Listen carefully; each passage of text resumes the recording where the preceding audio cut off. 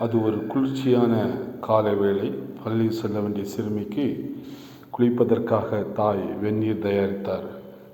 அடுப்பில் இருந்த சுடுநீர் பாத்திரத்தின் நீரை அடிக்கடி தொட்டு பார்த்து நீரின் வெப்ப அளவை அறிந்து கொண்டிருந்தார். இதை பார்த்த மகள், அம்மா, நான் தானே சுடுநீரில் குளிக்கப் போகிறேன், நீங்கள் ஏன் சுடுநீரில் கையை வைக்கிறீர்கள்? உங்கள் கை சுட்டுவிடப் போகிறது என்றாள். நீரின் வெப்பநிலை அறியாமல் நீரை உடலின் மேல் ஊற்றிவிட்டால் உன் உடல் காயப்பட்டுவிடும். என் மகள் எவ்வளவு வெப்பநிலை தாங்க முடியும் என்பதை குறித்து நன்கு அறிந்தவன் நான் என்று அம்மா கூறினாள்.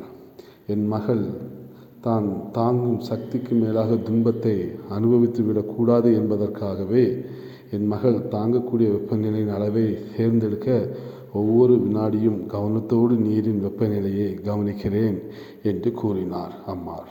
ஆம், நம் வாழ்வில் நாம் சந்திக்கும் சோதனைகள் மற்றும் துன்பங்கள் அதே போல கடவுளால் சில நேரங்கள் பரிசோதனை செய்ய பிறகே அனுப்பப்படுகிறது. நம் திராணிக்கு அதிகமாக நம் ஆண்டவர் நம்மளை ஒருபோதும் சோதிக்க விடுவதில்லை என்பது வேதம் சொல்லுகிறது.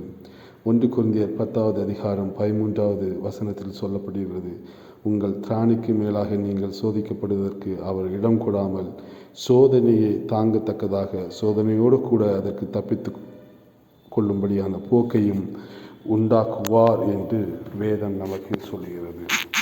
இன்று நாம் கடவுளை முழு நம்பிக்கையோடு நாம் சேர்ந்து கொள்ளலாம். எந்த ஒரு சோதனை நம்ம வாழ்வில் வந்தாலும் நாம் திராணிக்கு மேலாக அவர் ஒருபோதும் அதை அலோவ் பண்ணுவதில்லை என்பதை நாம் அறிந்து கர்த்தருக்கு நன்றி சொல்வோம். கர்த்தர் இந்த வார்த்தைகளை ஆசீர்வதிப்பாராக. ஆமென்.